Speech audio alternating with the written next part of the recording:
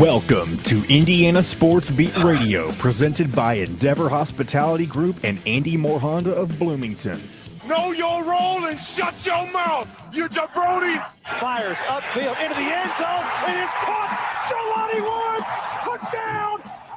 ISB!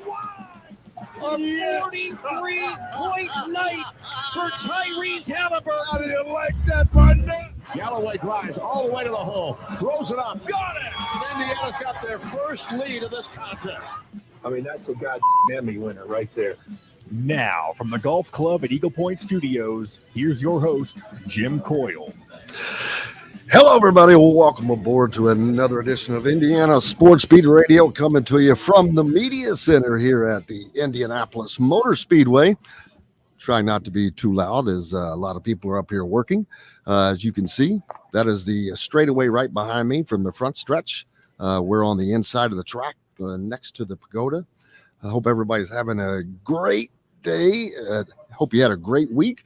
The weather is absolutely incredible here. I'm going to be going outside so we won't have to be so quiet, but it's also kind of loud out there with all the track announcements and whatnot. So I hope you're ready for a big one and ready for this gigantic weekend that is going to be had here at Indianapolis Motor Speedway here in Speedway, Indiana. They are expecting potentially the second largest crowd in the history of this race. As I see Dave Furch walking across the way over there with the IRL now. We interned together at CBS TV station in WOKY in Louisville. How's everything else going with everybody? Of course, we'll talk about Calbert Cheney joining the Indiana staff. John Boy, who else on the program today? We've got Mr. Alec Busse, or Busse. I still haven't figured out how to say his name for whatever reason, coming up with us here shortly. And then we'll also have Zach Osterman joining us. Looking forward to talking to Zach as well. And we'll talk more to both of them about that hire that Indiana made. A little surprising. Not a complete shocker, but surprising just because it was something that wasn't expecting to happen. But Indiana has really done a 180 now. They're bringing it home as far as staffers and looking into the future. You've got three different generations on this staff right now, and just a complete full circle back with Jordan Hulls and his grandfather, like I've talked about. Don't forget that coming up on July 20th, before I forget, the Never Lose Hoop golf outing will be taking place at the Golf Club at Eagle Point Studios. You can go online. I'll have that link pulled up starting Monday, or actually Tuesday when we're back on the air. But you can go online, and everything is online registration, sponsorships, everything is easy to get to online. I'll have that before the show's over with. Left my phone at home and trying to get everything. Preparing for this day, it's like you have to get up at the crack of dawn just to do anything. But it's an incredible place to be, and I'm telling you, people, this is a day that you should come out to the Indianapolis. If you're not going to come to the 500, you really need to come out to Carb Day because it's a lot easier to get around. Plenty of parking. Get here early, and you just enjoy the track and all the history that it brings. It's something I was thinking about earlier. I was doing another show on 1380 The Fan up in Fort Wayne with Caleb McKinney. We'll be joining The Fan 1380 up in Fort Wayne starting next Tuesday, by the way, for all of you up there. But I got to thinking the other day. I was asking my dad. He was a NASCAR fan. I like watching NASCAR races as well as Indy, but he didn't watch the races anymore. And I'm like, why don't you watch the races anymore? And he was like, oh, they're no good drivers. And he's old and kind of cantankerous, but he's also. I'm not saying he's right, but I think what he means is it doesn't have the stars that they used to have. There's no Earnhardt. There's Jeff Gordon. All those got Tony Stewart. Just down the line, it's all young kids. But here at Indy, man, you can go down the line with these Tony Kanaan, Will Power, Helio Castroneves. Indy has the stars. Indy is a star in and of itself, but it still has the stars. This is a gigantic race. It is a gigantic sporting event. It is I think 3% of if they get like 330,000 people, is that 3% of the American population? I'm not great with math, but seems like it. So, but we're going to have fun here today. I'm going to try to get out for the last segment. I am going to try to get out to Kristen Airy's perch down in turn 4. And that will be about the time that he is going to be getting ready to go up there for some practice. And he invited me yesterday. He said, hey, you can come on up if you want. So we'll see. How are you doing? But we'll check on to that as well, and lots more as we look forward to getting into that with Chris as part of the radio team here at the Indianapolis Motor Speedway for the 500, sitting in that precious turn 4 location. So I can't wait to get out there and just try to walk the track, get down in the pits. We'll bring you as much action as possible. We'll post on the YouTube channel for you guys to be able to see. And if there's any additional interviews we're able to get, we'll try to get that as well. So we'll try to bring as much content to you today as we can. And what we can't, it'll be up there for you to do later. So looking forward to that. Looking forward to talking to Alec Busse today as we get caught up on recruiting and what's going on, as things have slowed down a little bit. And I'm not sure if Indiana is waiting for the fallout from the draft, or if they have some guys that they're just waiting on, period.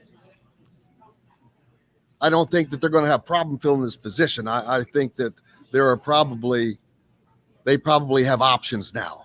And that's something that they have looked forward to having for a while. We got lots more coming up here today, coming to you live from the Indianapolis Motor Speedway for the 107th running of the Indy 500. It's Carb Day here at IMS. So happy to be here, bringing it to you. We're back with more. Brought to you by BB's Market and our Endeavor Hospitality family of restaurants. We'll be back right after this. We'll be right back to the Golf Club at Eagle Point Studios for more Indiana Sports Beat Radio with Jim Coyle, presented by Endeavor Hospitality Group and Andy Moore Honda of Bloomington. If you're in the... this is first time. Morning, Alec. Good morning, guys. How you doing? Doing well. Excuse us. Man, dude. Just get out of bed. Yeah, just trying to sleep as much as I can, get my mouth back to the level that it needs to be. You hurt your mouth? I had a wisdom tooth taken out this week. So, oh, wow. Okay. Yeah. That's I mean, one thing I hope one, to so never have to suffer through. I've heard horror stories about getting your wisdom tooth taken out. Yeah, it's really not that bad. It was just one, but I guess like the recovery process, like the swelling and everything kind of gets worse as the process goes on. Yeah. Like day 3/4 is when there's the most swelling, I guess, and that's what I'm on. You can probably see it's like on the right side of my face. So it's not super noticeable, but I do, when you point it out, I see what you're talking about. Yeah. It just kind of feels like puffy on the inside and stuff. Yeah. So kind of taking it easy, and my mom won't let me, go to the gym or like go for a run. So my days are filled with lots of boring stuff right now. Like, it's just brutal.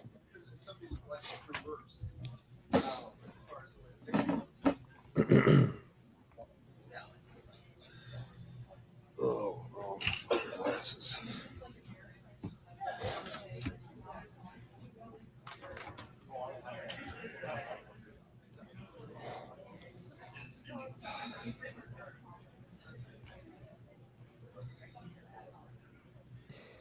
All right.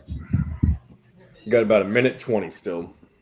All right. Hold on. I lost my talk again. All right. You got about a minute 10. Man, Alec, have a late night? No, just kind of trying to sleep and rest as much as I can with my wisdom tooth coming out. I feel fine, but just like, the mouth is still recovering a little bit. And I don't have much else to do right now. Like, it's a slow time content-wise for the website. So the rest of the time I'm just basically reading a ton of stuff. I've spent a lot of hours reading this week. Go on now. Reading is good for you. I love reading, so I'm enjoying it. All right, here we go, guys. Hospitality Group, launched from a previous staple in Bloomington, the former Function Brewery, Metalworks Brewing Company is the culmination of a passion for beer, food, and custom metal art. Check out their custom growlers. Metalworks Brewing Company has an updated menu, new brews, and will be offered in all Endeavor Hospitality restaurants. Come taste with Dr. Hops' Brewing. Metalworks Brewing Company. Bring your passion and your thirst. This segment is brought to you by Southern Stone Restaurant.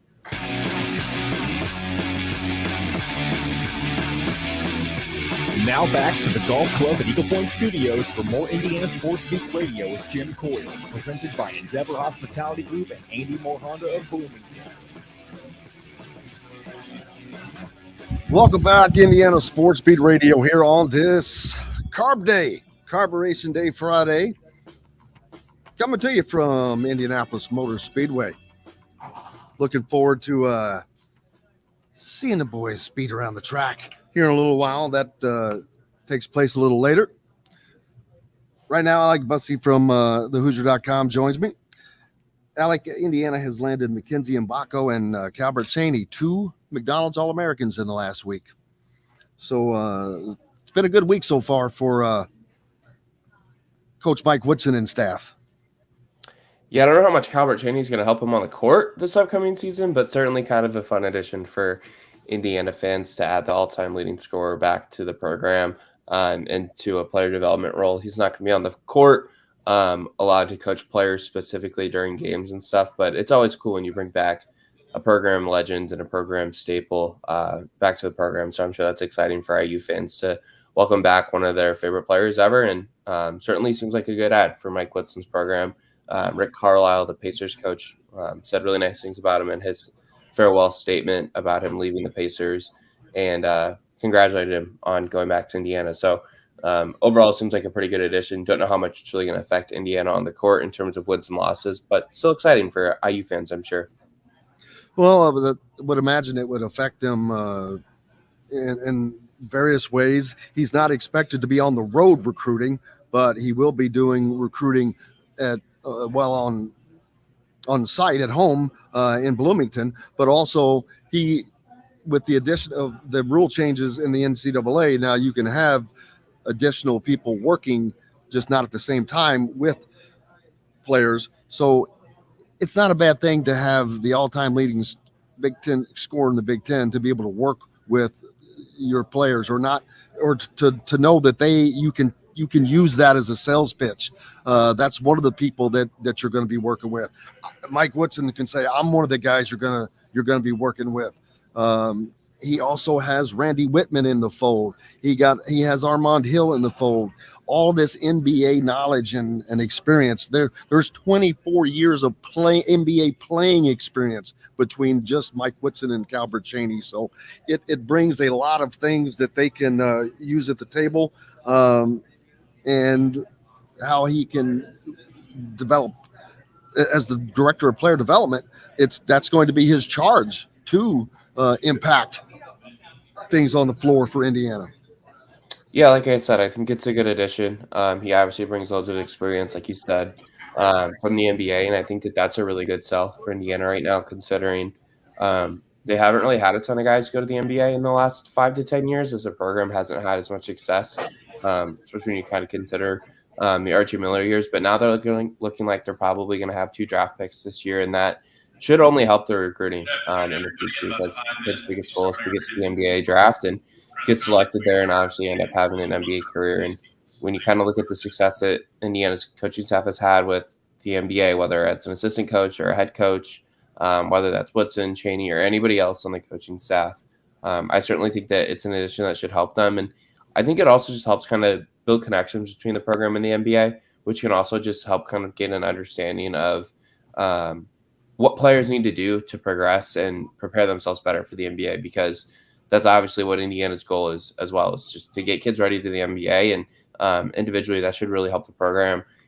with player development. And then also it should just help them sell the next level of recruits. I mean, think about, we'll use Kentucky as an example. Like, they have produced a ton of NBA players, and there's a lot of respect for what John Calipari has done with a lot of freshmen at Kentucky, especially guards. And there's a lot of faith in what he does with guards and the type of talent that those kids have. So it's one of the reasons why I think the NBA puts a lot of faith in guys like Casey Wallace coming out this year, for example, because guys like De'Aaron Fox and RJ Barrett and Emmanuel Quickly have had so much success in the NBA, and so many other guys like John Wall, obviously, as well. So I think Indiana is trying to do their best to get as many guys to the NBA. And the more guys you have playing in the NBA, Jim, I think the better that your basketball program is going to be currently as well. So I think you combine all those things, and it puts Indiana in a good spot.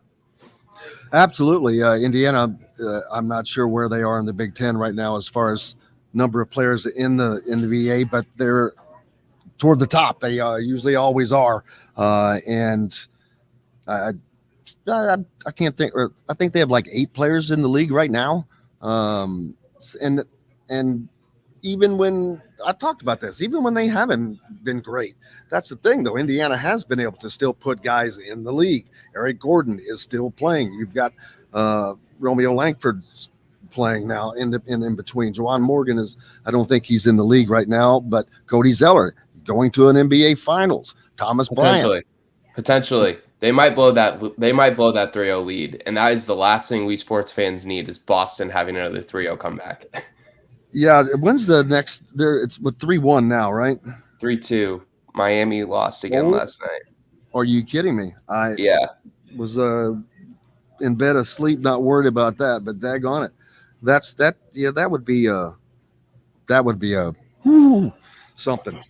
But anyway, long story short, and that's the one thing Indiana has continued to do, is put guys in the league, even when they weren't that good. So that's something that they continue to sell. But also you've got guys like Mackenzie Mbako, Khalil Ware. They're not going to be here long. Mbako's probably a one and done. This will be his sophomore year. If you look at the NBA draft right now, the top 20 guys basically are freshmen or the equivalent. So that's a fact that people look at.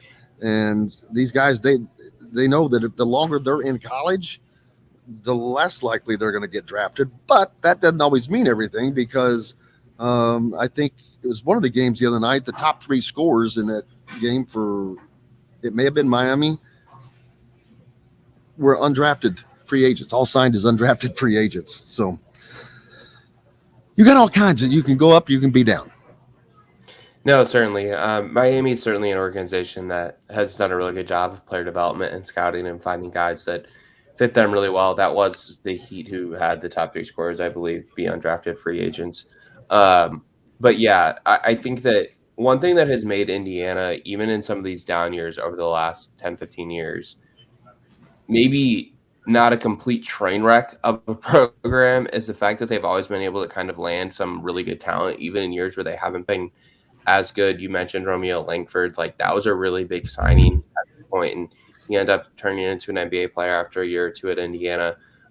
They've always been able to get really good players. Like, even Trace. Like, Trace came to Indiana as a highly ranked recruit coming out of high school, as somebody who came to the program when they weren't really at a super high level. It was one of the first big commitments for Archie Miller, and that ended up working out pretty well for Indiana long term, because I think Trace is one of the better players in program history as well. So I think that you'll continue to see Indiana recruited at a high level, and if they start winning more games consistently, start having more success in the NCAA tournament, competing at the top of the Big Ten for conference titles, I think you're only going to see that recruiting level continue to improve. And the bottom line of the kids that they're maybe recruiting will be a little bit higher, as well as they continue to land some of the really highly valued recruits like Mackenzie Mbako or Trish Jackson Davis or Romeo Langford. And I know Christian Lander didn't work out, but like that was a really big one at the time too.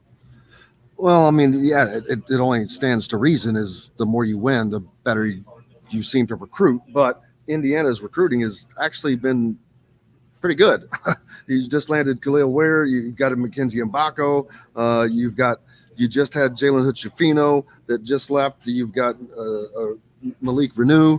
Their recruiting has been fine the last couple of years, and the trajectory has been nothing but upwards, going from Archie Miller to getting into the tournament last year to making it in solidly. It has been a continuously upward trajectory, but Indiana is also a program that has a great NIL program, and with the history behind it is all that coming together.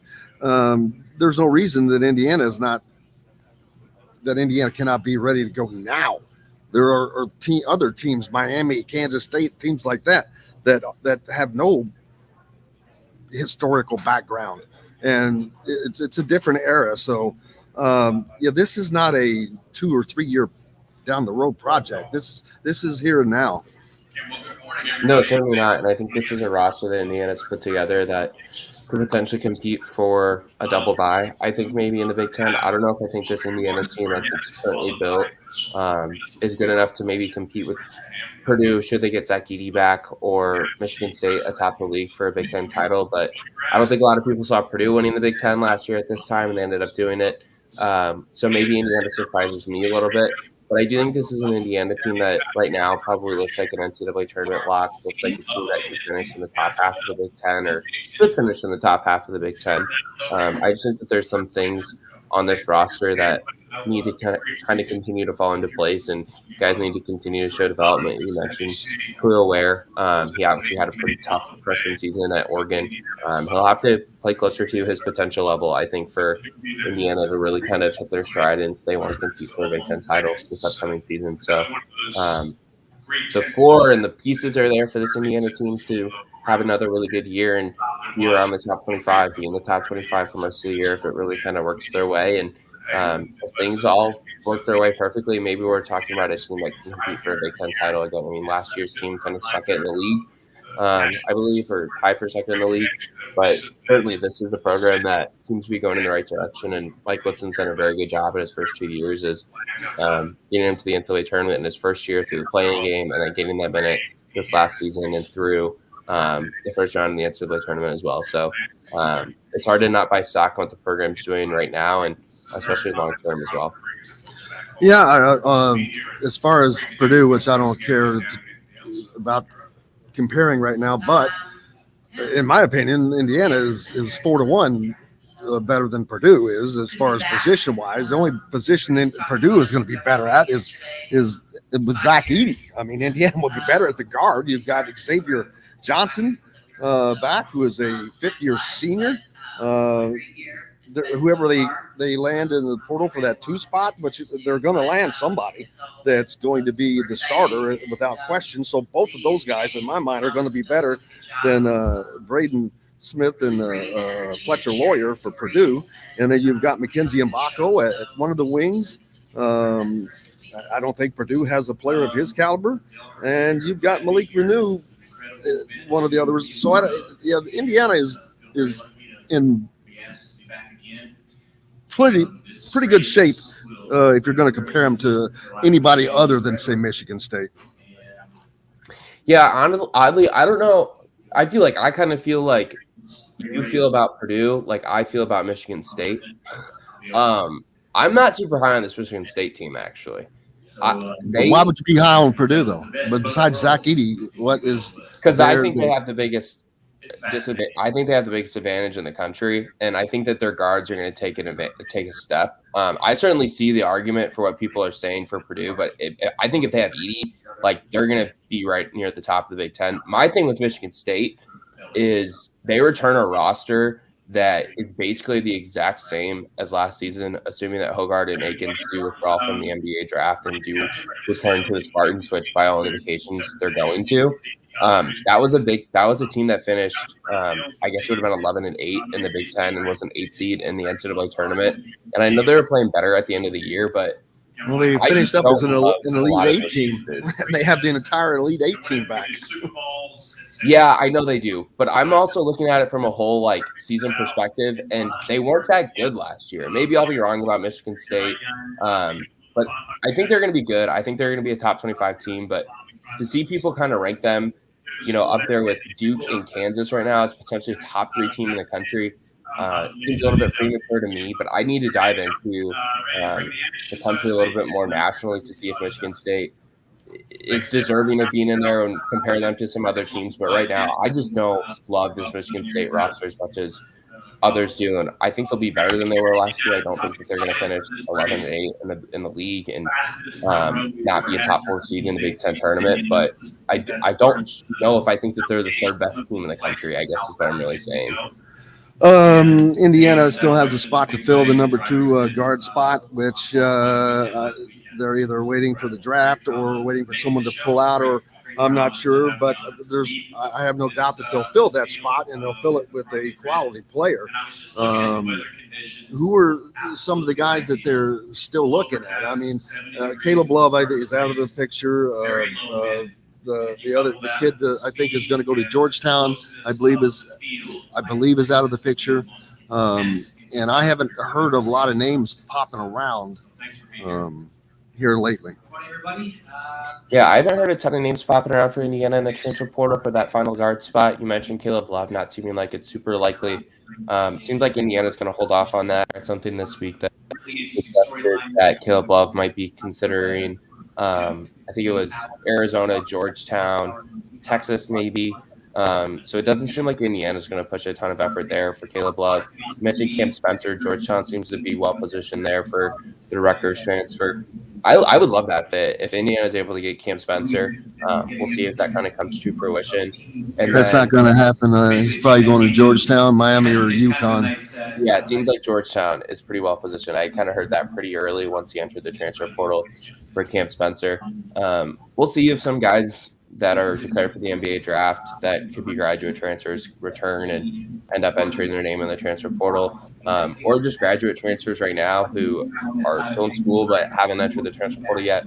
Like you, it seems like it's pretty quiet right now for that last spot that they could kind of fill. And I think that they do feel confident also in what they kind of have coming in and what they have returning with Trey Galloway. He's obviously shown that he can play that 2 spot in his career. And then I think they also have some good confidence in guys like Ja'Kai Newton who are coming in. And then I think they should also feel confident in guys like CJ Gunn to take a little bit of a step developmentally as well. But if they can fill that spot with a player who is a little bit more of a high caliber, maybe proven college player than Trey Galloway or CJ Gunn, then I think that that's certainly something that this Indiana staff would certainly jump at and like to do if they can. Man, I appreciate it. Look, we're going to let you go and get back to the Indianapolis Motor Speedway and look forward to talking to Zach Osterman from the Indy Star coming up next. Thanks a lot, Alec. Yeah, thanks a lot for having me on, guys. Enjoy the Memorial Day weekend. And you as well. Hey, we've got lots more coming up here from the Indianapolis Motor Speedway here in Speedway, Indiana. It's Carb Day. Back with Zach.